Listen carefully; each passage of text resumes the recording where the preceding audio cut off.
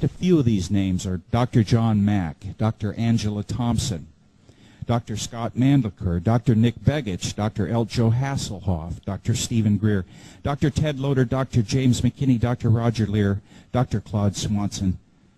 I'm sure that I forgot some people. I apologize for that. But these are just a few of the names, guys. Think about it. Hard scientists, doctors that have come forward to speak and to tell us more truth about the subjects for which we're all looking for answers. Now we welcome Dr. Norman Bergrun. Now, you only have just like a thumbnail sketch of his scientific and academic achievement in your program. Guys, it's as long as both arms and both legs. It is. And yet, think about this. Dr. Norman Bergrun, we're welcoming him here today, but it's been almost 20 years ago that he published his book, The Rings of Saturn. 20 years ago, this great credentialed man of science actually risked everything to come forward to tell us some truth. 20 years ago almost. He was a pioneer, a great man. Ladies and gentlemen, please give your warmest possible welcome to Dr. Norman Bergrun.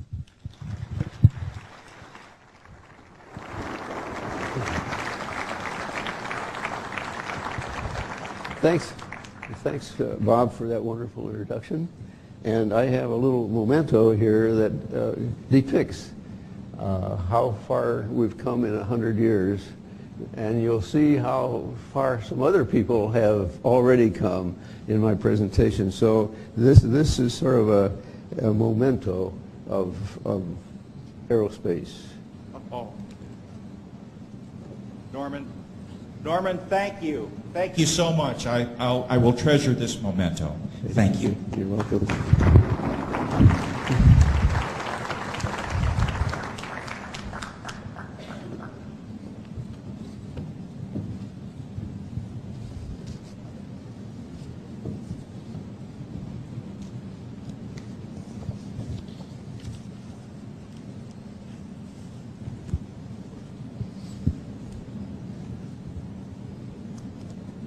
Are you ready for all of this now? Okay. I'm going to sort of brief you on what you might expect during the presentation so you have a feel of where this thing is going and so that you're not taken back completely by surprise during the presentation. Now the title of ET Intelligence, and I added a tagline that says the open secret. Well, I'm going to show you some vehicles. Now, vehicles is a generic term, and it can be applied to biotic kinds of things, or it can indeed apply to a craft. For example, you're a vehicle for something, and so that's what I mean by that term being very generic. Now I'm going to show you first a couple of vehicles that owe to my own personal sighting, and then some other instances will be cited using NASA images. And then I'm going to point out technological characteristics that of these vehicles that will be developed. They're advanced. Now this advanced technology is what gives the inference of intelligence in the high IQ range. Now, there are some events that occurred on the moon and around the moon, and these will be shown for Apollos 12, 13, and 14. And the open secret pertains to NASA images and data being open to the public. For example, Voyager and Hubble and other missions, they're available to the public on the web, but not enough images to disclose much of anything. You can't work with those images, and thereby we've got a secret that is open. It's a secret staring you in the face, but there's no closure to it. Well, like some others that appeared before me, we're trying to get closure on that. Now, I'm supposed to have a slide thing here. Now that's my first slide that sets up a calibrate.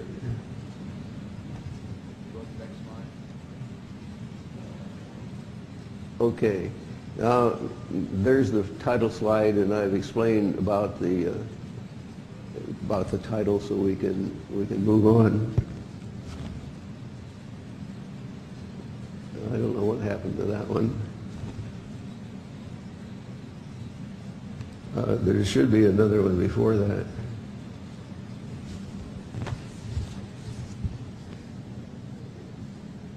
Okay. Well, I'll tell you a story about this airplane. It's an Orion P-3 airplane, and its gross weight is 127,500 pounds. It can carry 60,000 gallons of fuel, and it can carry well of a load of armament, like 10 torpedoes, depth charges of all types, and being a submarine hunter airplane, why, they've got all kinds of other equipment on board. They have redundant equipment for safety. It's an airplane that has lived through a long period of time, and even today, its upgrade model is still flying, and so that gives you an idea of an airplane that has lived a long life. Now, this airplane vanished off the California coast near Point Sur with 8 crew members aboard, and the date was May 27th, 1972. The last radio contact was over what was then known as the Salinas radio beacon, and this beacon is located on the coast and practically directly west of the town of Salinas. Now, if anyone would like to see the full content of the news clip, why see me afterwards when we're at the book table. Now, I've told you about some of the characteristics. It has 4,300 horsepower engines. And so when you add the torpedoes, the 13 depth bomb, the different sizes, 6 mines, 3 1,000 pounders and 3 2,000 pounders, you got a lot of equipment that was lost off of Point Sur. The commanding officer of the day for the squadron was actually, according to the press article, just befuddled because he could not imagine how an airplane like that could vanish, literally vanish. There was no oil trace in the search. They really scoured things, and they came up with nothing. So this airplane just really disappeared, along with the people aboard. I will tell you a little bit more about that in conjunction with some things that happened on Monterey Bay. Now, the Point Sur is located slightly south of the Monterey Bay area, and is about halfway. Now, that's a very dim slide, so you have to tune that up. There we go. You see Monterey Bay there, and get out a pointer.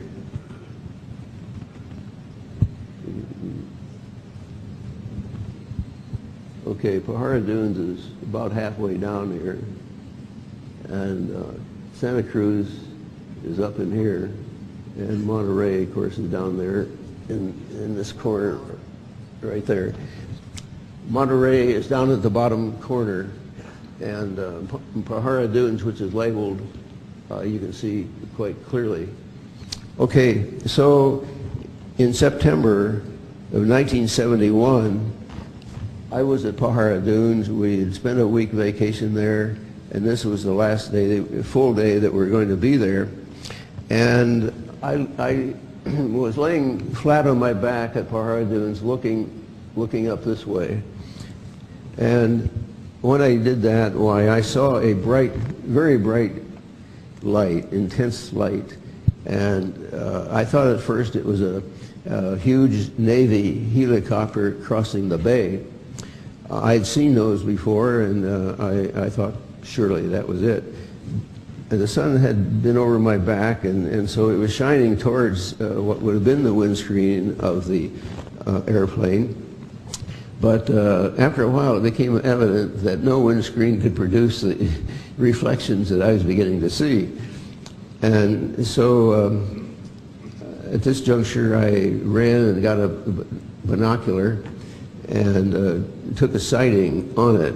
And what I found was, we have here a model.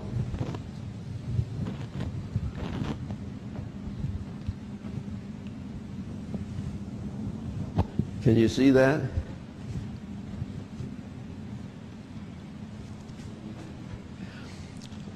The thing that I saw was a silvery vehicle that was long. Its diameter was maybe about 1/13 of its length.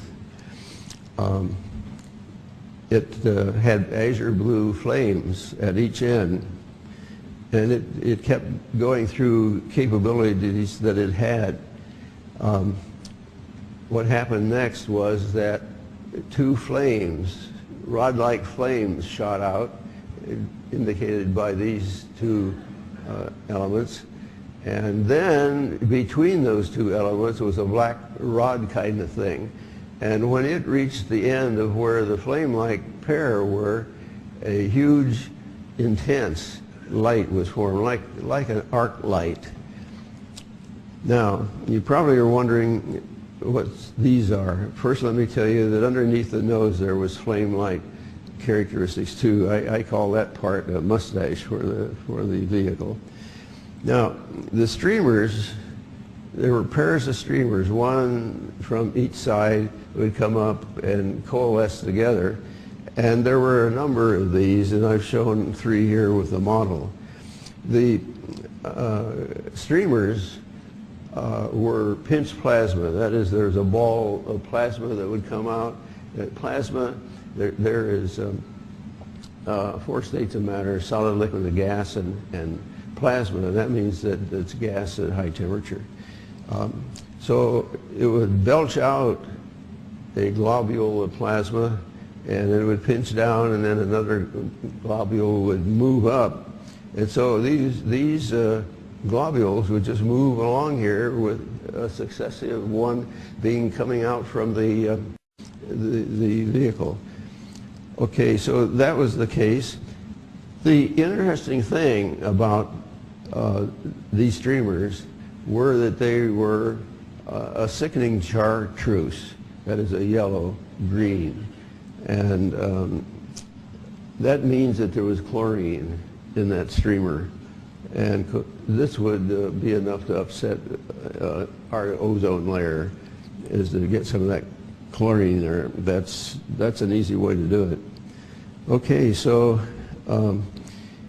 I realized as the aft end was being covered over with a cloud-like character that I best go and try to take a picture before I lost all the picture over its full length. And that I did, and I was successful in getting one picture that, while it's all clouded up from here to about in here, still you can tell that there is a body in there, and you're going to see that. It took me a long while to figure that out, but because it was so hard to get out of the film that I had.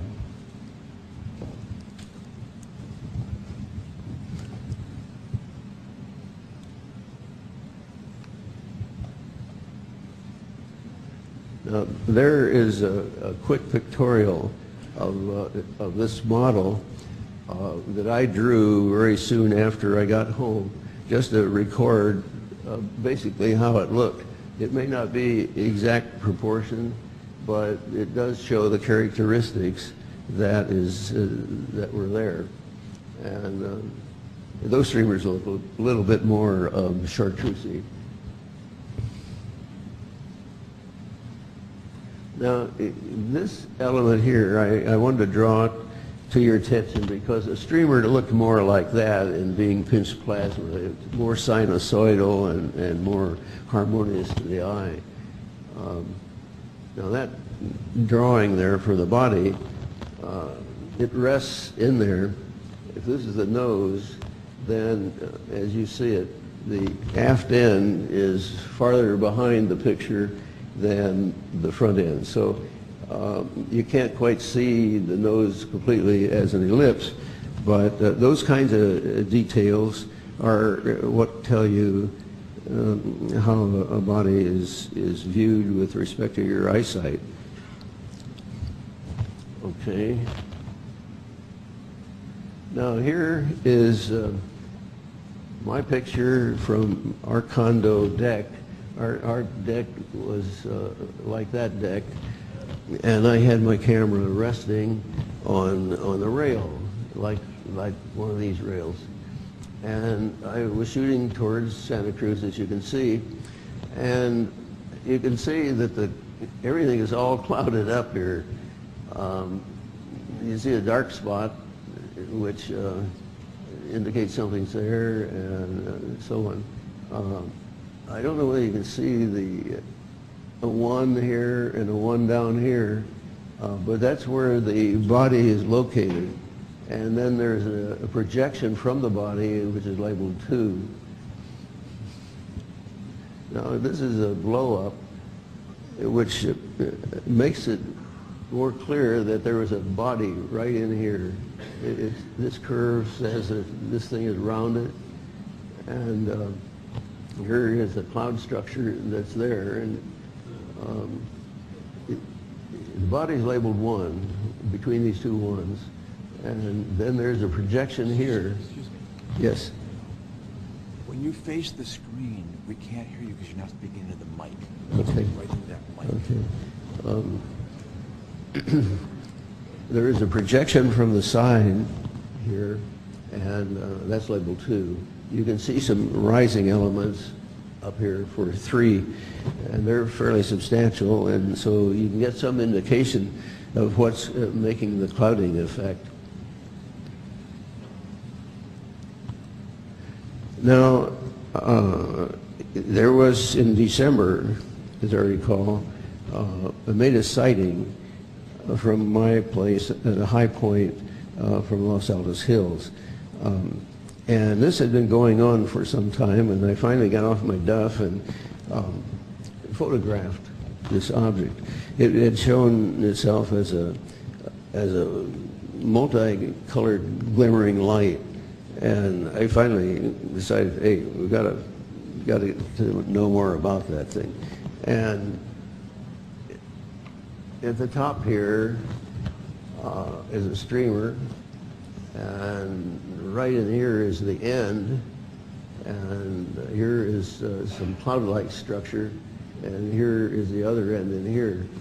And you can see it has some color to it, and it's not just white, but all of that twinkles. And so when you look up in the sky, if you see something that's intensely bright and it twinkles different colors, and you see some streamers popping out, like I showed you, that's not an airplane because it shoots out these streamers in all directions. And so you get more interest that way in what you're looking at and understand it. Now, I want to know where this vehicle was geometrically, and okay, they've got the picture tuned up here so that you can see that we did a sighting from Los Altos Hills, and I was down in Santa Cruz, and my wife was in Los Altos Hills, and she made a bearing fix on the thing, and at agreed time, why I made my sighting on the Santa Cruz beach. And what you see there is two lines that intersect. And they intersect about 60 miles off of the coast and about 65 statute miles away from Point Sur, which is lower down. Now, I'm going to mention the loss of the Akron, or the Macon Graf Zeppelin, and it is a Zeppelin. It's not a Graf Zeppelin, but it's from the German design, Zeppelin. I knew Colonel Walter Gaspar, who was the officer of the day at the time the Macon went down. And I remember his saying, well, he went down off of Point Sur. And I thought, well, gee, that's interesting. And so during the preparation for this talk, I searched around, and I found, lo and behold, the coordinates of where it went down. And as a matter of fact, having those coordinates, the historical department of the Lakehurst Naval Station wrote me and asked me, what coordinates did you find out? Because they would like to record that. So, yeah, it was a little work to do that, but it was a lot of fun. Now, if that could be lightened up so people could see it better, but that is the Macon ship, and it went down off of Point Sur, and its coordinates are just a degree away in terms of latitude, and only a few minutes away in terms of let's see, 1 degree away in terms of longitude, and just minutes away in terms of latitude. And this thing carried 83 people, lots of gear. It's capable of carrying airplanes. It's a warship, and it went down in practically the location where we made our sighting. Now, the Orion airplane went down in the same area. So here we have a couple of warships that have gone down off of Point Sur. And I think the characteristic, the fact that there were capabilities, this thing could carry 4 airplanes, it begins to tell us something about what we can expect in terms of attitude from our extraterrestrial friends that obviously are out there. So, well, that's my own opinion. Maybe you won't disagree with me. I'm part of all of you trying to put pieces of a puzzle together, and I don't mean to try to belittle that in any way. It's another piece of the puzzle.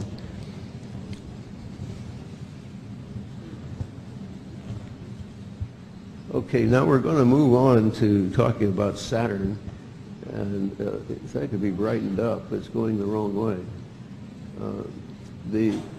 The thing about this chart is that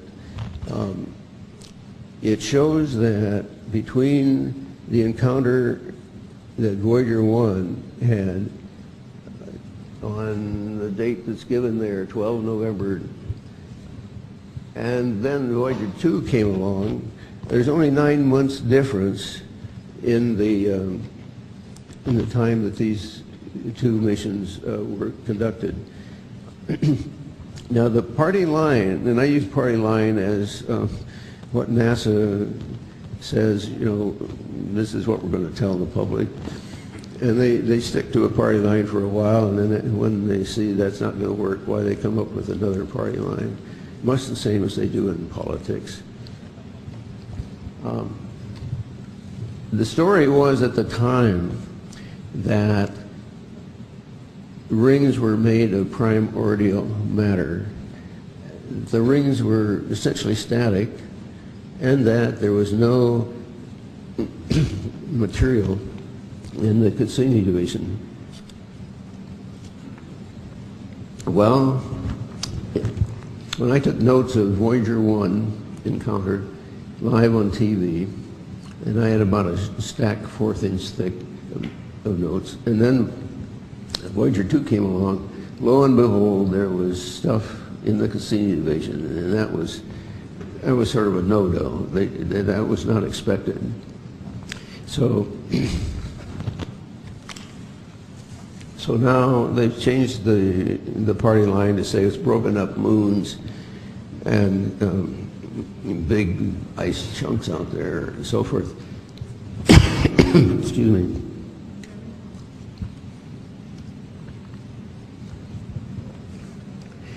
Now, going on, I want to familiarize you with the names of the rings.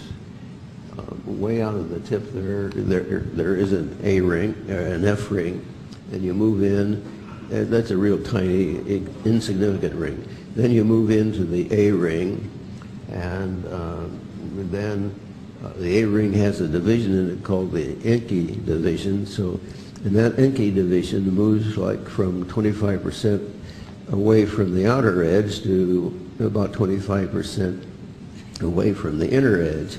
So that Enki division can move around.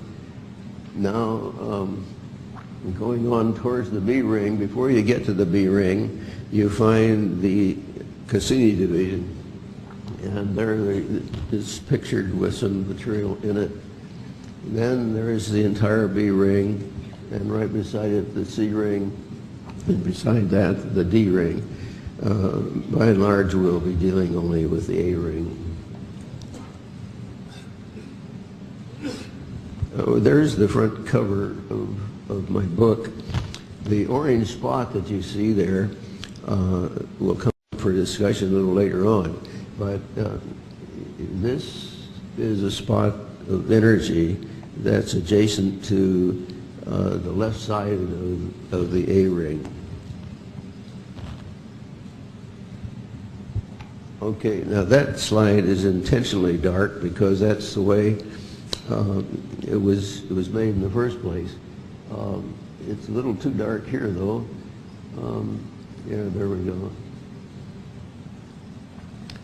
Now, in looking at this dark slide, what I noticed was that I could follow the ring around on the top side, but down at the bottom, I was unable to do it.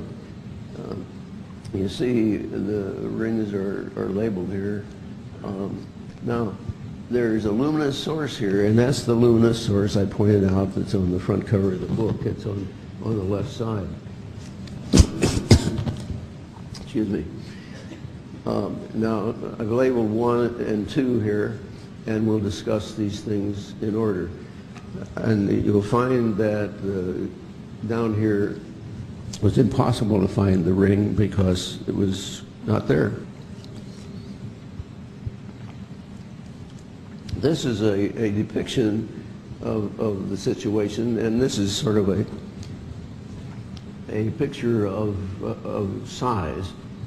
The various rings are labeled on the left, and you see that 10 Earth diameters approximately, or the diameter of Saturn, and that the width of the total width of the ring system on one side is like 6 Earth diameters long. So that makes a total width of the system 22 Earth diameters, and that's a well of a large distance.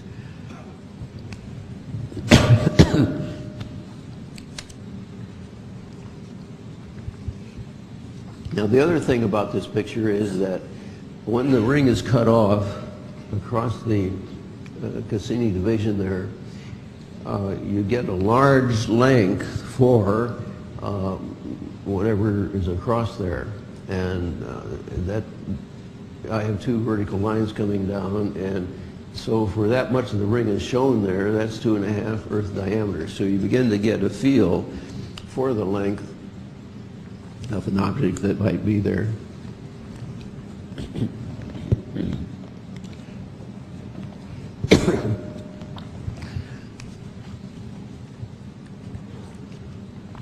Now, there we go.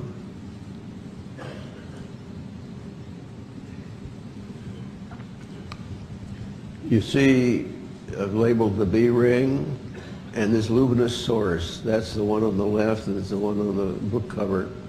And that thing is larger in diameter than our moon. So that's a big chunk of energy to be sitting out there besides the ring. Now, when I first discovered that the ring was cut off, I was actually mystified. Excuse me. The mystery came from realizing that the ring was incomplete circularly. But it dawned on me that, hey, you know, this ring is not there radially either, because typically the ring width for the A ring should be something like four times the width of the Cassini division. And here we find that we're lucky if we get maybe 2, something of that nature. Well, that helped a lot, because now you know all of the A ring is not there, in addition to the ring not being completely circular.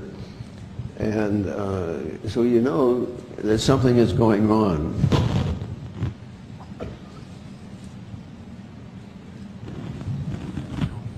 Okay, great. Yeah. No.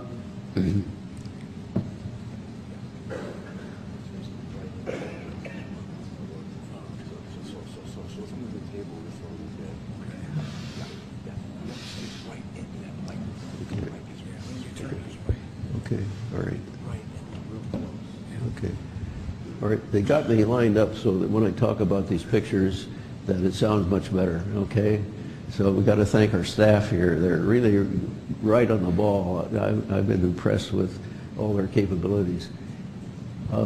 Now, this long object that's in here is what terminates the ring. And when you examine it more in detail, you find that there's a little exhaust there and a little down in here. And here's a light source below it.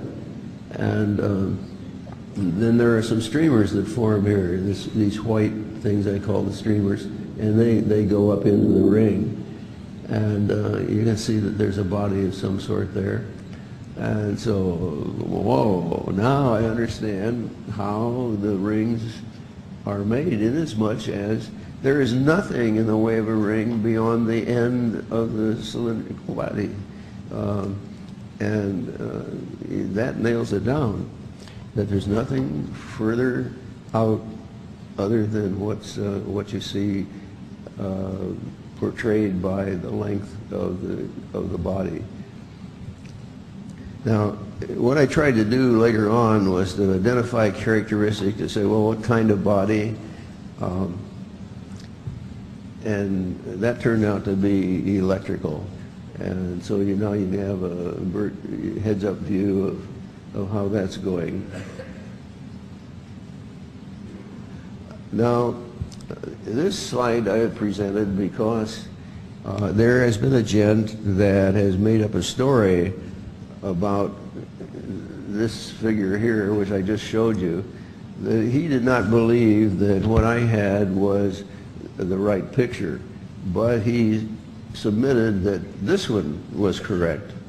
Well, I've put some numbers up here. The first one here is one that says there's a light below the nose. You see, there's no light below this nose, and that wipes him out right there. Here is texture of the A-ring. The texture of that looks different than this.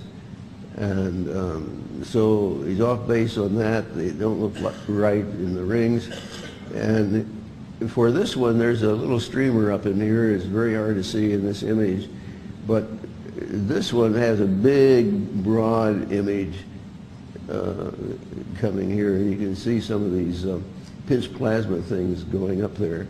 So in addition, this one has some blue appearance down here. The other one does not. So the fellow was really off base. And the reason he got off base was that he did not understand that there's several levels of data processing. He had the 0 level of data processing. He had raw information. That raw information is corrected to level 1, and then there's level 2 that has only pictures that are designed for land, where you take a look at a picture and adjust it so it lines up with longitudinal lines and that kind of thing. So he mistook himself with regard to the characteristic of the images. Now, he asserted that there were 4 images that were stacked on top of one another to create the colored image that you see there for my picture. Well, it turns out that when you get the process data, why there are extensions on the rings that if you line them up for color purposes, these things would stick out and you would know it. And that's the other thing that I pointed out. And so his case fails miserably. And so I present this here because he's been all over the net with it, but he's just a book salesman, and he really doesn't have the talent to know what he's doing.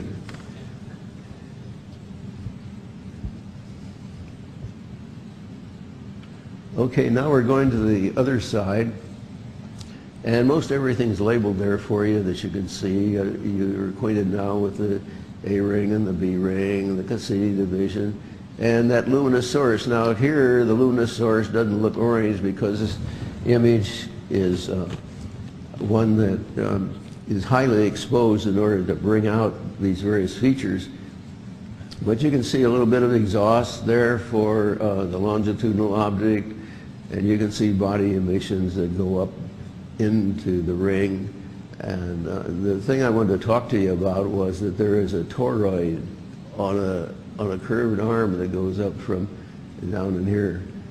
And around a conductor carrying electricity, you could have material gather as a toroid.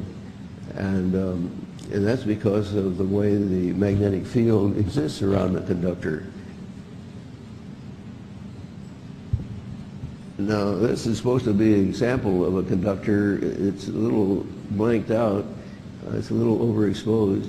There we go. There we go. I've taken a plane just across the conductor at right angles and given you the direction of the current flow. And under that setup, you get a concentric magnetic field around that conductor. And so you can think of that plane as being one element of a toroid, which is really a donut-shaped object.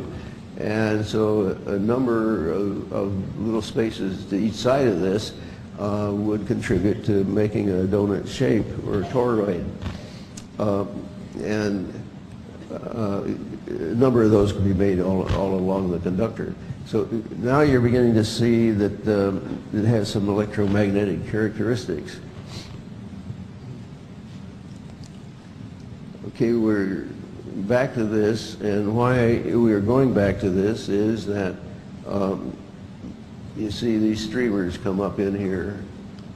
Well, there's other action in here, and you can vaguely see it right here that go back. When streamers cross each other at right angles, you know darn well that there is an electrical field there. And I drew this to bring out that idea that I saw in those rings, so it's clear as to what I'm talking about. The streamers come up from down below and like that, and then there's some streamers on the body that flow aft, and they intersect essentially at right angles, and that tells you that that field is an electrical field. Otherwise, they would not intersect at right angles. So now you begin to see it's electromagnetic in character. And just from these 2 points, I feel that we can name these vehicles EMVs, electromagnetic vehicles, because it does describe essentially the characteristics that they possess. I said the title of the slide there is orthogonality of the streamers. Well, that word means perpendicularity, so it's the same thing. Now here is a flow field around a cylinder. Now what I want you to do is to envision that on the top side here there's a plate, and you have a battery, and this is a positive side, and down at the bottom there's a plate, and that's the negative side. Okay, and you have a circle in a medium here that would enable current to flow from here to here. All right, what happens is these what you recognize as streamlines around the circle can be viewed as potential lines. And the reason they're electrical potential lines is because they're lining up with this plate up here that's at some value, and one line is actually a straight line. And it gets closer to this, why it takes on the curvature of this. And the same way on the opposite side of the axis. Now, you also know that current is flowing from the top here to the bottom. And so those current lines will be perpendicular everywhere on their trip to the other side. And that demonstrates a perpendicularity of flow that represents electromagnetic characteristic. Now, what happened at Voyager 2 when it passed the rings of Saturn? It's interesting in that we had aboard a plasma probe ring detector, so that we're examining plasma in the ring, and so that heretofore nobody has acknowledged that the rings contain plasma. Well, here's a little graph that I'll show what the ring thickness is for this particular thing.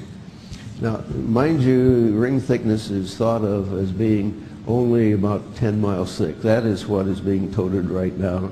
It's 10 miles or less.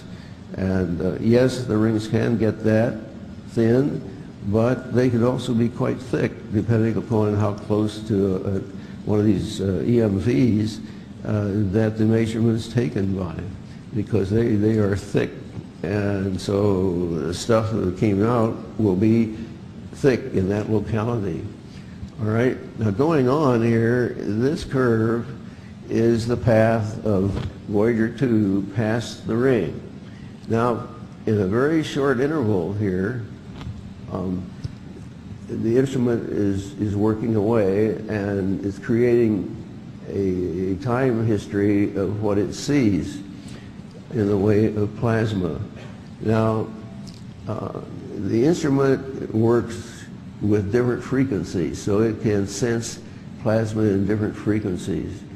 And the way it's recorded is in decibels. So when you get some blips here, why, that's the measurement. So nothing will happen for a while, and then all of a sudden you get a blip across here, and that trace will continue. The same way all along here, you see it's time between here and here, and there are these little spreads all along here. Now you can calculate the thickness of the ring by distance equals velocity times time. And you do know the velocity of the spacecraft, and you know the time because it's recorded. And so what you do is to take the little difference in time represented by a spread of one of these little normal distribution kinds of curves in there, and that will give you the ring thickness. Now you notice that on the left side, the length of those rises is greater than on the top side. Here it looks like very little. So this means that you're going to get a spread in the numbers that you assert are the thickness of the ring, and indeed you do. I got 435 to over 600 miles for that. Okay, that is a large distance, and this is the only sample that I know of that says that you can have really thick rings, and the reason is that there's an object in there, and this time they measured one fairly close to the object and got a fairly large number for thickness. Now, if it had been measured at another point, say well aft of a body that was in there, they wouldn't have seen a thick ring at all. It would have been like a contrail from an airplane. It would have faded off, and they would have got a much less value for the ring thickness. So when you talk to people about ring thickness, you can say, well, it can vary all over the place.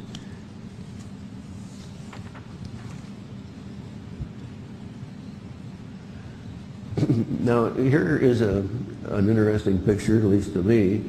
Before I published Ringmakers of Saturn, I went through astronomy literature to see if I couldn't find something that was similar to what I had, if that was all possible. And this is the one that seemed most appropriate.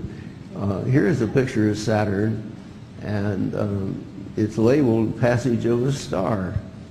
There were two astronomers, Knight and Ainslie, in Great Britain, and they were both astronomers but working at different laboratories.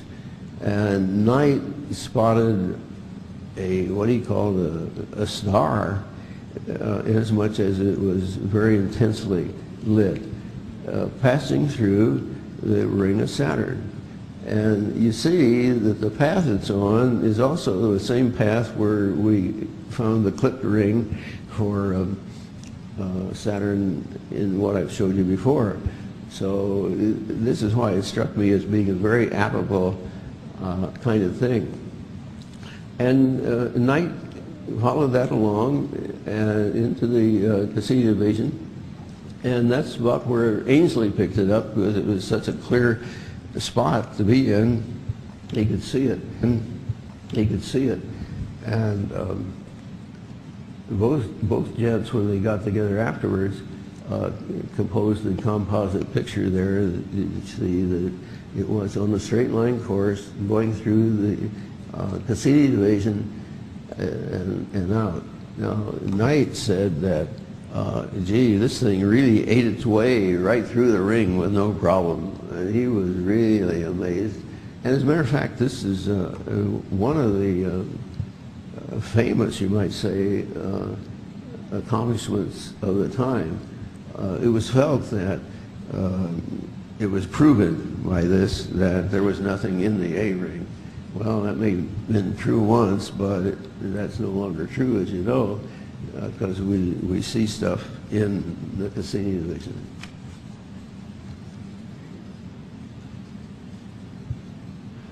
Now we're going to take you out to Miranda, which is it's a satellite of Uranus.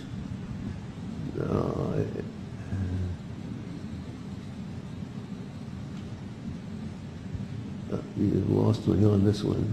Doesn't look like. It needs to be lightened up a little bit.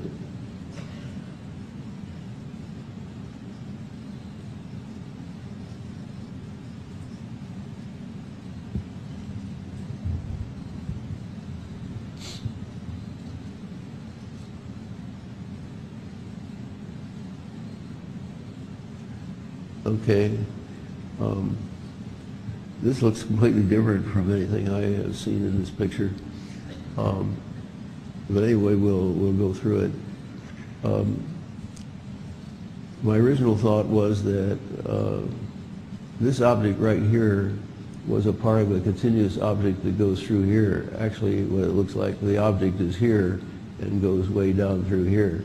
So I have to change my mind about the way this picture looks. But nevertheless, this looks like a short EMB right through here. and there's a streamer that rises right up there, and then there's, this would be the end. You can see it's sort of circular in character, and it has a protrusion down below it, and that is characteristic of the kind of thing that I saw at Pahara Dunes. And then there is projection material out here, and that too is characteristic of one of these EMVs.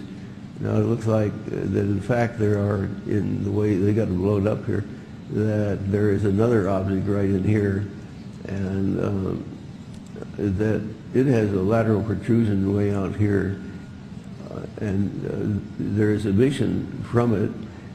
The thing that I think is so significant about this picture is that these elements right down here at the bottom, they're thin little things labeled 8 and 9.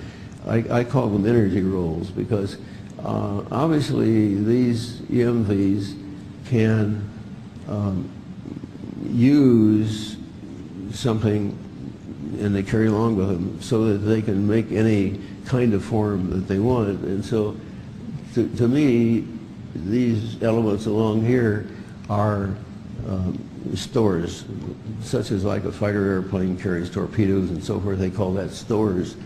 And now, with those in position there, you see they've controlled all the emissions that have come out of that area. They've done it deliberately, and underneath there, why, they probably have something that we'd like to know about.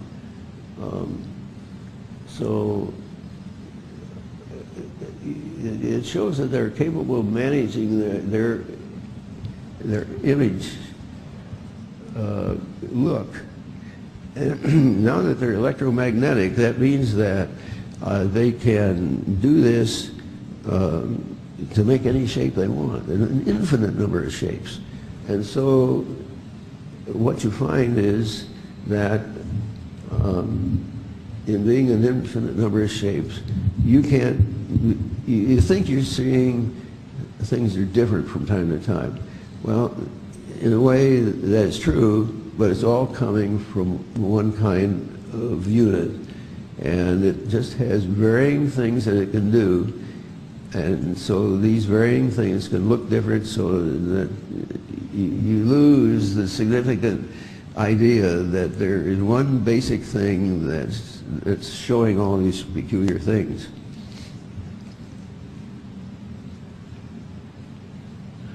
Now, how are ringmakers as UFOs? Well, the answer to that question is they make darn good UFOs.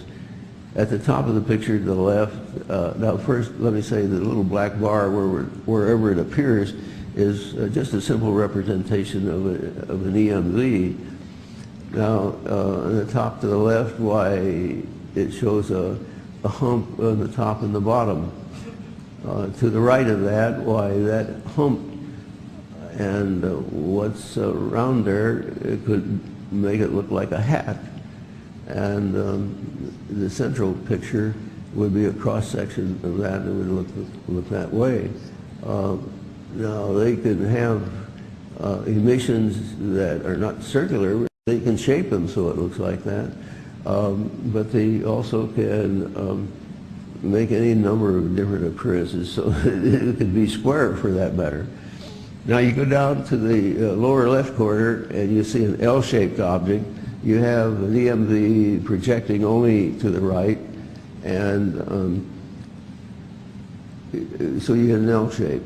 And as a matter of fact, I've seen an account of an L shape, and that's how you do it. You could have the projection on the other side, so it looks different. Okay, and so on the right lower hand corner, you have a lenticular cloud-like formation, and you have the EMV in it. That's a typical kind of thing that they can pull. And you see a lenticular cloud, and quite possibly there's an EMV in there. So you can see that they have qualities that make them candidates for making UFOs. But we've got to get into the mode of IFOs, where we identify things And this begins to bring things to closure and understanding. So the EMV is a long cylindrical object now. It's electromagnetic in character, and we should be referring to that as an IFO. Now they have stuff that they give off, and we should begin now to label the stuff they give off, and we'd only know if we can find the EMV at the time and begin to piece all this stuff together. It'd be a fascinating thing to find all the capabilities. Here is a cover that of a report that was put out by the UNESCO under the auspices of the National da Vinci in Rome. The reason why I show that is that I was at Rome where they put on a congress and they wanted to have something on the nature of impact of science on culture, and that's the charter of UNESCO. So I chose the idea that weather was a common thing, and I had already decided that our weather could be messed up with the presence of these things because of these plasma streamers and so forth. And I showed the pictures essentially that I've showed you and said, well, now weather is not going to be what it used to be. And that certainly has been the case. This was 1987, and I'm very proud that what I said there has come true. So there is a lot of truth in this, in as much as I've seen this happen over a period of quite a few years now. And so I want to tie those things together. Now, I've been warned about bringing up global warming debate heats up and record artists. Well, the thought here is that this is the way things are going to go with EMVs being present. I'm not trying to step on anybody's toes here with regard to environment or anything like that, but all I'm trying to say in putting the pieces of this puzzle together, we have a new variable that's not being considered. And the variable is these EMVs. And they have prodigious energy, as I showed you from that one luminous source that's larger than the diameter of our moon. And so it could also cause the ice to melt and so forth. So that's the only kind of thing that I wanted to get across on that. Now we're going to go to Apollo 12, and Pete Conrad was the chief domo in that flight, and Gordon stuck with the orbiting spacecraft, and Lee went along with Gordon. Okay, this is supposed to be Pete. No, it's supposed to be Bean out there on what I've labeled item 1. And the item 2 is a solar wind collector that is supposed to be there. The solar wind collector has a little flag-like kind of thing that you don't see in this view, but so that the cosmic particles can hit it. Okay, so this is advertised on the net by Eric Jones, who is the author of the article. Well, there's Bean out there, and he looks like he's taking a picture of us. That little white spot looks like a camera to him, and it does look like an astronaut. It looks like there's legs here, and but let's go take a closer look at that. Well, he's moved here in this the same kind of thing. It looks like he's turned around and maybe he's going to shoot a picture over to the left. Now we'll take a picture of here. That's the first one. You see, it's not an astronaut at all. It's some sort of a body. Item 1 points to a body kind of thing, and the only thing that made you think that it was an astronaut was all this shading with light here. And there's the little camera blurb that now they thought, well, he's taking a camera. But when you look up close at the leg, hey, this is not an astronaut dress suit at all. It's some sort of object. Okay, here is the second view. And I don't know whether the light could contrast this arm out here or not, but there is an arm out here, and it looks like a head sort of thing. And it's only this lighting effect that makes you believe from a distance that there is an astronaut out there. But that is not an astronaut. That is not being, no way. The fact that there is an arm out this way makes the thing look biotically like a robot.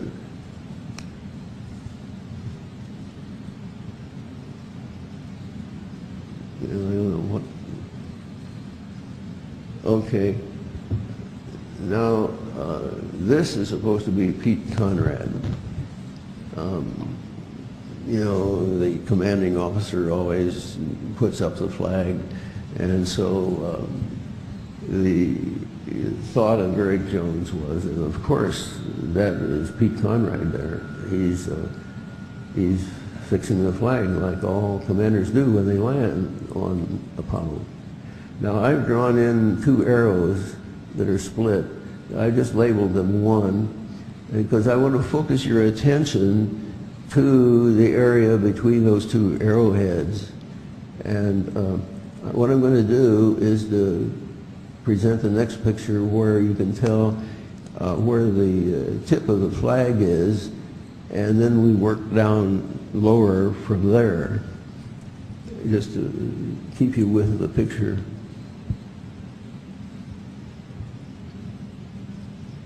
No, that is not that's not the right picture.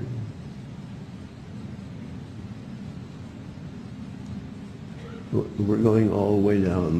The one that I told you was there was changed color to the point of it not being recognizable. This is on Pete, so-called Pete, abdomen on the left side. And arrow 1 points to an edge of sort of a crater-like object in that dark area. That dark area 2 is, well, first the 2 is a protrusion out of the dark area, which is sort of like a cavity. And then the 3 points to some material that goes down to the ground or the surface of the moon. And so this growth that you see here is a huge thing. It goes to the moon. You can see how it goes up north up here. If that's Pete, he didn't live. But we know that he came back. And so again, we have a situation where we thought we saw an astronaut, but it was not an astronaut.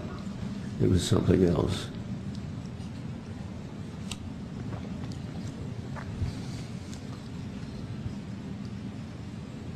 Okay, and then we go to the lunar modules on the moon, and I'm going to show you 3 of these. Now the get times, I don't know whether you can read them. I can't read them from here. But anyway, there's a question about whether the pictures are in the right order for the progressing get times. Get means a ground elapsed time. That is, since they blasted off, that's how many hours, minutes and seconds that they have been away from the ground. Okay, now you see the limb on the horizon, and it sort of looks like the limb. And 3 points it out again, but in the foreground, why down here low is the color calibrator for color processing the pictures. It's called a NOMI. And then there's the mobile transporter, which is sort of like a wheelbarrow on this flight, on this mission to carry stuff around. It was a sort of an awkward thing. But anyway, our interest is out there on the horizon. And here's another shot out there on the horizon. And item 2, again, is the color calibrator, the NOMI. Now, they've cut off the top part of this. If they could lower that picture, it's way off. Because what I'm going to show you is, no, it's going the wrong way. There we go. Okay, this is the lander on Apollo 11.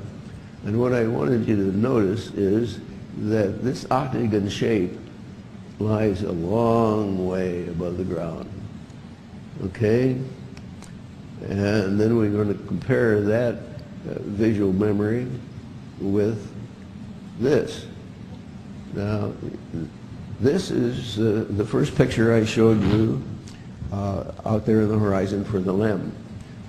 We do see an octagon shape here, so that should be that shape that I showed you on Apollo 11. But there's some other growth around here, there's growth under here, and here's something out here that is strange, is oddball formation. But that does purport to be the LEM. Okay, matters get worse here. Now this one, I think, should be the last one to correspond to the last get time. But this one is fully developed. And you see now, this octagon shape touches the ground. It's not high up like the octagon shape for Apollo 11. And they even have some sort of a crossbar that's black that is connecting this with that. And you can see it has a strange development of stuff that's sticking out here. It has more of a structure of a little tree, you might say. Now this is the in-between one, which I think should be between the first one and the one I just showed you, because then that represents a progression of growth through there. And to have it go from something to fully developed and back to something halfway in between doesn't strike me as being correct. But nevertheless, that's the way they've got it. And you see this now is only about a foot, I would guess, above the lunar surface. But you can see more of the character of this thing. It's a funny looking structure. Okay, so I think the mission that had been planned for this was that they wanted us to know that they're capable of making a replica that looks like something we've got. And they are very smart on shading of light, and so you end up with things that look like elements that we know, and yet they are very strange. Okay, now if you can't read anything on this map, that's all right, because I couldn't either. What I want to do now is just simply to orient you geographic-wise. The center of the picture is the 0 meridian, and across here the equator. This thing is stretched out laterally to include 180 degrees clear over to this side and 180 degrees clear over to this side. So it packs everything in about Mars there. And now the Helenas Basin, right in here, and that is a marker for where we're going to take a look at another Mars photo.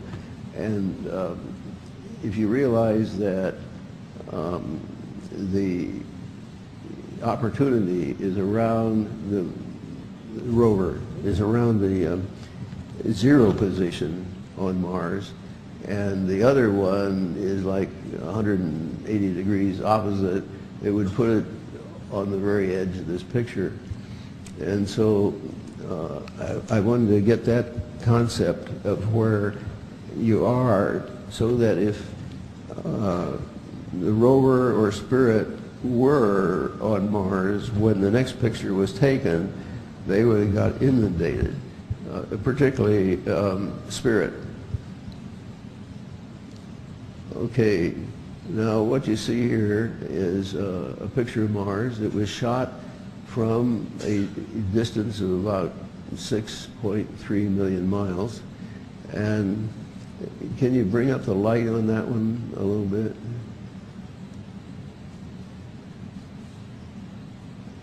Yeah. Okay, so this is the North Pole, and the South Pole was down here somewhere. But you see, there's strange growth through here, and you begin to wonder just what that is. And so going on,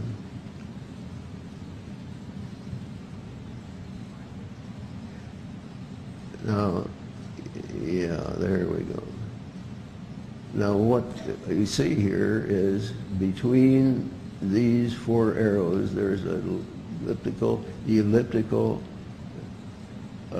shape. Now that I marked as the nose. And it goes back, you can see that it goes back to here. And so I put a little dash mark as to the top line of the body. Now here's a rising streamer, and here's a lateral projection. And so what we got there, a basis of what we know are characteristics of an EMV. We got an EMV right in that area.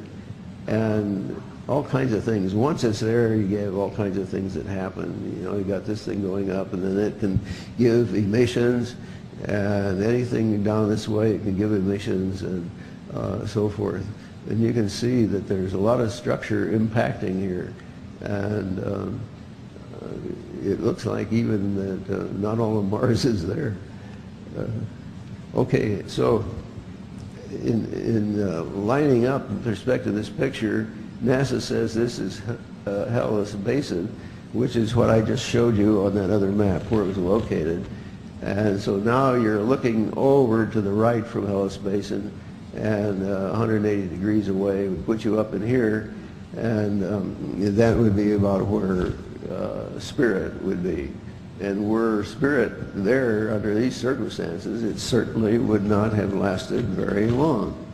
And so it's not too surprising to find that our rovers are in trouble. Now here's a photograph of the moon taken during the Apollo 13 mission. How do you like that? What is going on here is that there's an object up in here, and it's putting out some, well, this is sort of like a laser light streamer. And this is a big member that if you look closely up in here, you can see that it's connected to a body. And it goes down into here and puts out something you can see right in here that's pretty husky. And now what I found out in working this up, that when you have something like this adjacent to the moon, it is definitely affected. And there's a crossbar down here that's light. This thing comes, the projection from up top side comes down into here, and then there's an offshoot from there. And so this part of the moon is affected, so that you have a right angle area on the moon that is definitely affected by the presence of one of these EMVs. So you see the moon is not a very hospitable place. It's actually hostile. And to be there, you're going to be exposed to some things I think that you don't want to be exposed to. Now I put this in is to sort of make you realize, if you will, where we are. Over to the left is a Wright Flyer, and over to the right is a jet airplane, a symbolic airplane. These are kites, and I flew the kites, and I challenged myself to get them both up there side by side, and that's what happened here. And so we all know what the Wright Flyer looked like and its capabilities, and we know what a jet fighter can do, but we got something that is way, way beyond the jet fighter capability. Okay, now we're going to go into the concept of civilizations. There is a gent in the Soviet Union, and he's now in Russia, of course, and I believe it's the same one in his paper I read when I was doing the foreign technology work. His name is Kardashev, Nikolai Kardashev. He proposed, what I saw in the paper, he originally proposed that societal IQ is proportional to the amount of energy that you can successfully manage. In other words, if you could manage nuclear power successfully, and you had been not doing that, you had stepped up to that, why your IQ just went up. And since that time, why there is a fellow, Kaku, a physicist, who locked onto some of on some of the work of Nikolai, and Nikolai has stated that okay, there's a type 1 situation of civilization, a type 2 civilization, and a type 3, and of course there's a type 0, and that's what we are. And so we're going to define this. Now, a type 1 situation is where a society can manage all the resources on Earth. And here's a picture of Earth, and you have storms and weather. You're supposed to manage all of that to be entitled to be called a class or a type 1 society. Now, if you're a type 2 society, then you've got to be able to show that you can manage all the resources of the sun. How do you like that? Now that projection up at the top shows that it's a huge thing. I think I calculated like 80 diameters, something like that, Earth diameters. And it even looks like, in the way they've got it presented here, that there's a big object in here. So it'll be interesting that to find that we have the sun made up of something else other than just a nuclear fusion pod. And that's my belief, and it's good that they've done this. It looks also like this might be an EMV in here. It's got the underneath stuff. It's got a little circular area. This could be an overhead thing and also account for that wisp. So it looks like that the sun is not what we think it should be. And I am grateful for their color tuning of that to bring that element out. Okay, so now the sun is a situation where the type 2s manage all of that energy, okay? And then you go to type 3, and a type 3 civilization is supposed to be able to manage all the resources of a galaxy. And, you know, that's quite a jump. It's quite a step forward, but that's the way Nikolai Kardashev has defined this. And when you consider that the distance across a galaxy, then that's our galaxy, the Milky Way, 100,000 light years. Hey, that's a big area to travel in. How would you like to be managing something that was 100,000 years across? Its its thickness is like 10,000 light years, and the thick part is like 30,000 light years. Okay, going on. Okay, here is my graph of what I call the physicist's playground.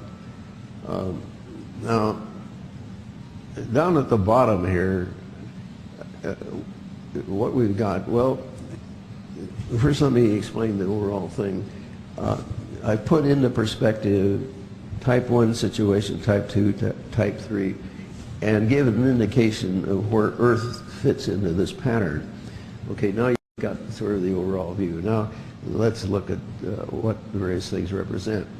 Along the bottom of this is records all the visible energy that the universe provided, and that large number is here. And that energy was provided at the beginning of time. So this line is really the beginning of time. Okay? Now on the vertical axis, what you have is these types of civilizations. You see 0, 1, 2, 3, 4, etc. And if you can think also that those numbers are figures of merit or identifying numbers for the level of their IQ, it's all the same thing. It's that the civilization type is discrete. And it's discrete because they tie the energy that you're to control to those 3 different types of objects that I told you about. And so those energies, like for Saturn, is right down here, and for the Sun, it's right there. So Saturn and the Sun are very close, and so Saturn really is justified in being a type 2, called a type 2. Okay, so Earth down here, is it a type 1? Well, no, not quite. We only manage energy that's at the 7/10 level. I would say we are about a 7/10 type of situation on this, to put graduate marks on that scale. Okay, so you have the Milky Way, and sure enough, the energy of that falls right there. So in checking the energy for these 3 points, they fell in a straight line in a plot like this. And that made me feel very happy, because when you have 3 points in a straight line, it makes it easy to extrapolate. And so I extrapolated primarily upward there. And the dashed line is the extrapolation, and it ends up on the beginning of timeline at about 6.5. So if you're to manage all the energy in the universe, you'd have to be a civilization of about 6.5 caliber. Now a question arose as to where God is in this picture. And the question arises, does he have infinite intelligence, or is it something less than infinity? Okay, so the curve is broken up here, and at the top there's infinity. I consider this top corner where the horizontal line that comes across and the beginning of time would intersect, that little intersection, I call that God's corner. Because it's infinite, he knows everything, and created the universe, which is essentially what that means. Time goes from right to left, and so over in here the time would be about something in the neighborhood of 15 billion years. And so you can see that it takes quite a bit of time for these things to happen. Just the vertical separation between Earth and where we are now in terms of producing energy, that represents quite a span of years. And so it also gives you some idea that you know, we're not going to get very far very fast unless we really wanted to do it. So now I want to try to give you a little flavor of physicist thinking. And I got intrigued with Kaku's presentation. Now, it turns out that the starting point for Einstein's work was really the Pythagoras theory. And probably most of you know what that is, namely, if you have a right triangle up here, you take the side here and make a square out of it. You call that area of that square based on that one side, plus the area based on the other side is equal to the hypotenuse, the long side of a triangle, the total area. So these two areas here of the opposite side equals the area of the hypotenuse. Okay, so you can just say that 8 squared then is equal to y squared and x squared plus. Okay, now the big point of that is only that it's 2 dimensions there. X and y are just 2 dimensions. And it's a planar kind of approach. Okay, so now how do you bring this up into 10 dimensions? And we'll show you how it's being done. Okay, here is a 3-dimensional case. And so you do the same thing. You get x, y, and z for the difference. And you add those all together and you get the length of that long line extending from one corner to the furthest opposite corner. And so that's the relationship that is there. Now, if you want to go to 4 dimensions like Einstein did, well, you just simply throw in another term. And in this case, it was t squared. And so now he has 4 dimensions. He doesn't know whether physically or not it means anything, but he's got 4 dimensions. And so since he doesn't know what to call the resultant, he just calls it space-time, because you don't know what that resultant is all about. Now, if you want to go to 10 dimensions, I tried to make up a quick way to do that, but what it means is you have 10 terms, and each of them are squared terms, and you can substitute all other kinds of equations in each of the 10 terms, but you set it up so it's 10-dimensional, and that's what the physicists believe that they're doing now. I'd like to hark back to say that for the Type 2 civilization, Bob Dean tweaked me on that kind of situation, and I agree on his statement that there is in existence a Type 2 civilization. Maybe it's even a Type 3, according to what we saw there with the sun. So there is very great high intelligence kicking around the universe. Now, it's a question of whether the physicists can come up with a theory of everything. Now, mind you, what has happened here is everything is based on the Pythagoras theorem.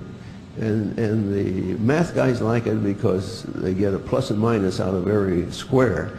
So when you take the square root, it's either plus or minus. And so if you have energy, it can be either plus or minus. And so it makes a neat thing, but mind you, it's just geometry. Nothing more, just geometry. Okay, here are the things that the physicists are trying to do to plug their 10-dimensional theory. It's hard for me to read it. I don't know. Can you all see it? Yes. Okay. Yeah, space-time is the first one, and that's Einstein. So Einstein blocked himself out 4 right at the beginning. Now, the rest of them are what the physicists want to include to make up the 10. And you go down those and you come to quantum theory, that has given the physicists a lot of trouble because that essentially says that their systems are going to be digitized.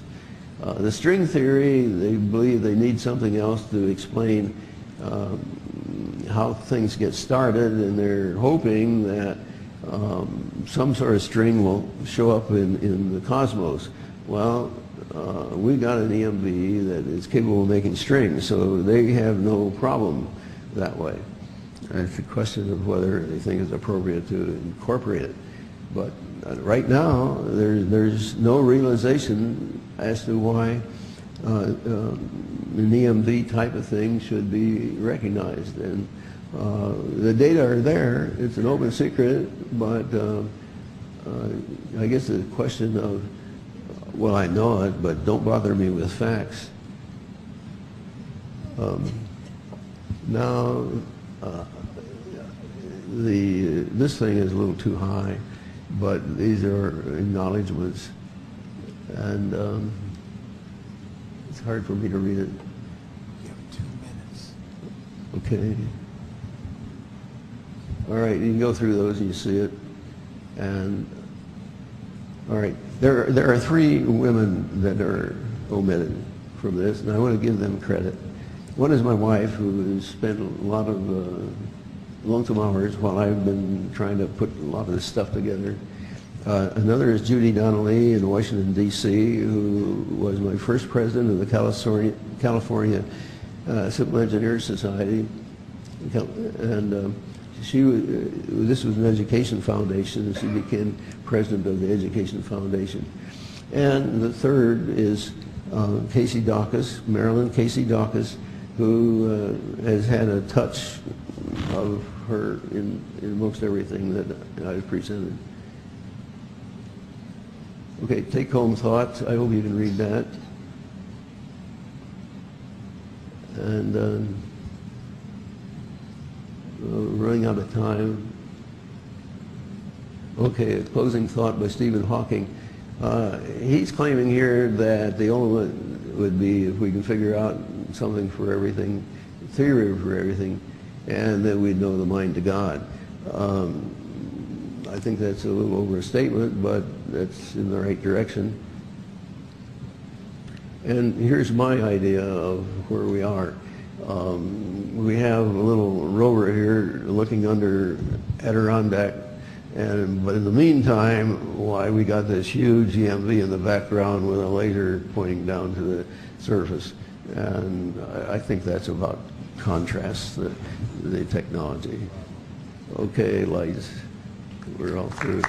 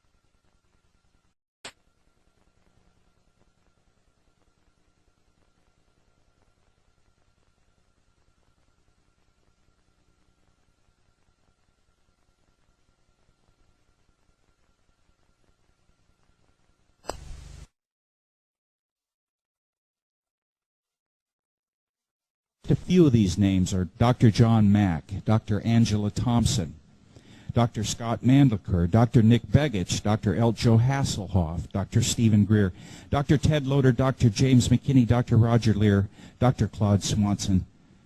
I'm sure that I forgot some people. I apologize for that. But these are just a few of the names, guys. Think about it. Hard scientists, doctors that have come forward to speak and to tell us more truth about the subjects for which we're all looking for answers. Now we welcome Dr. Norman Bergrun. Now, you only have just like a thumbnail sketch of his scientific and academic achievement in your program. Guys, it's as long as both arms and both legs. It is. And yet, think about this. Dr. Norman Bergrun, we're welcoming him here today, but it's been almost 20 years ago that he published his book, The Rings of Saturn. 20 years ago, this great credentialed man of science actually risked everything to come forward to tell us some truth. 20 years ago almost. He was a pioneer, a great man. Ladies and gentlemen, please give your warmest possible welcome to Dr. Norman Bergrun.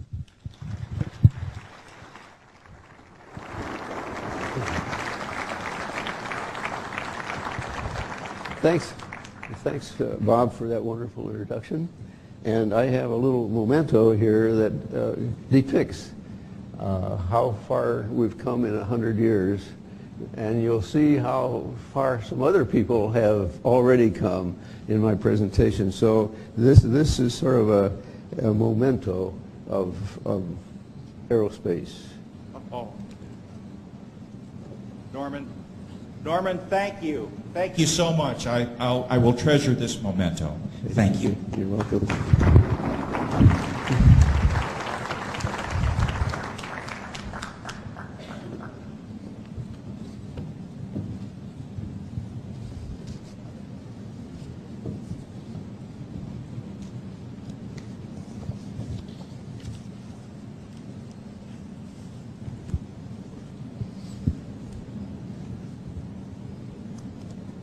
Are you ready for all of this now? Okay. I'm going to sort of brief you on what you might expect during the presentation so you have a feel of where this thing is going and so that you're not taken back completely by surprise during the presentation. Now the title of ET Intelligence, and I added a tagline that says the open secret. Well, I'm going to show you some vehicles. Now, vehicles is a generic term, and it can be applied to biotic kinds of things, or it can indeed apply to a craft. For example, you're a vehicle for something, and so that's what I mean by that term being very generic. Now I'm going to show you first a couple of vehicles that owe to my own personal sighting, and then some other instances will be cited using NASA images. And then I'm going to point out technological characteristics that of these vehicles that will be developed. They're advanced. Now this advanced technology is what gives the inference of intelligence in the high IQ range. Now, there are some events that occurred on the moon and around the moon, and these will be shown for Apollos 12, 13, and 14. And the open secret pertains to NASA images and data being open to the public. This airplane vanished off the California coast near Point Sur with 8 crew members aboard, and the date was May 27th, 1972. The last radio contact was over what was then known as the Salinas radio beacon, and this beacon is located on the coast and practically directly west of the town of Salinas. Now, if anyone would like to see the full content of the news clip, why see me afterwards when we're at the book table. Now, I've told you about some of the characteristics. It has 4,300 horsepower engines. And so when you add the torpedoes, the 13 depth bomb, the different sizes, 6 mines, 3 1,000 pounders and 3 2,000 pounders, you got a lot of equipment that was lost off of Point Sur. The commanding officer of the day for the squadron was actually, according to the press article, just befuddled because he could not imagine how an airplane like that could vanish, literally vanish. There was no oil trace in the search. They really scoured things and they came up with nothing. So this airplane just really disappeared along with the people aboard. I will tell you a little bit more about that in conjunction with some things that happened on Monterey Bay. Now, the Point Sur is located slightly south of the Monterey Bay area, and is about halfway. Now, that's a very dim slide, so you have to tune that up. There we go. You see Monterey Bay there, and get out a pointer.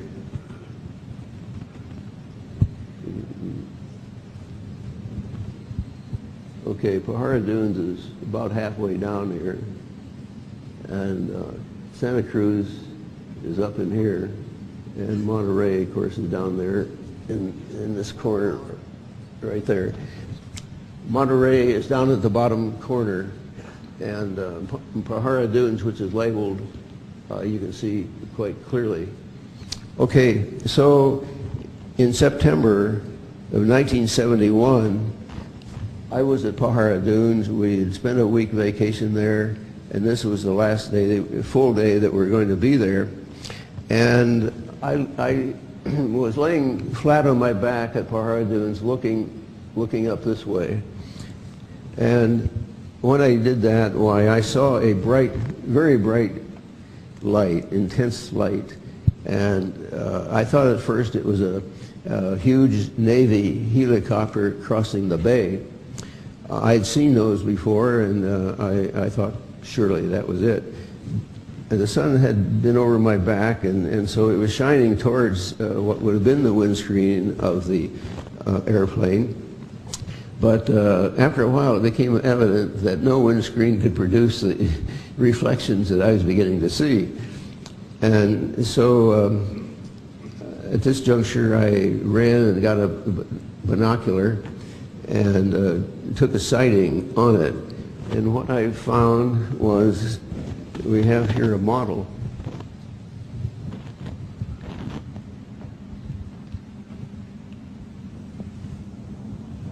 Can you see that?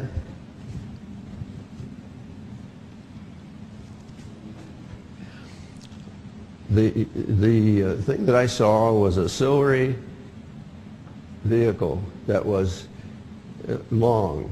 Its diameter was maybe about 1/13 of its length.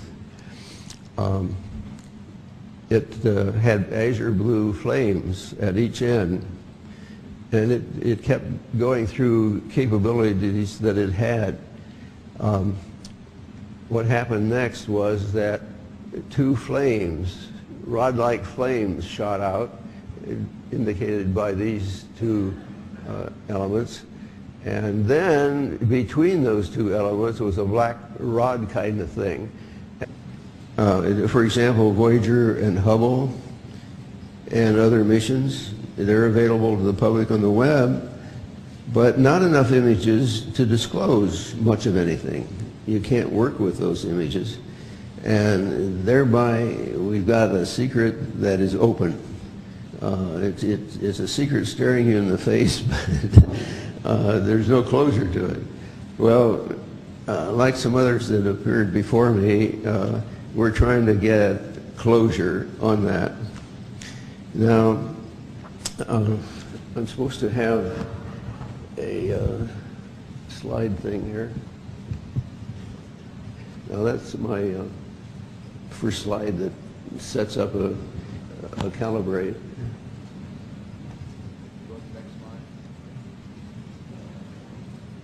Okay, There's the title slide, and I've explained about the title, so we can move on.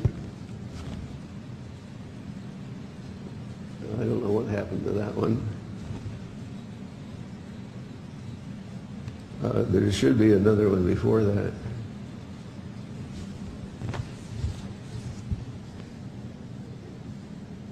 Okay, well,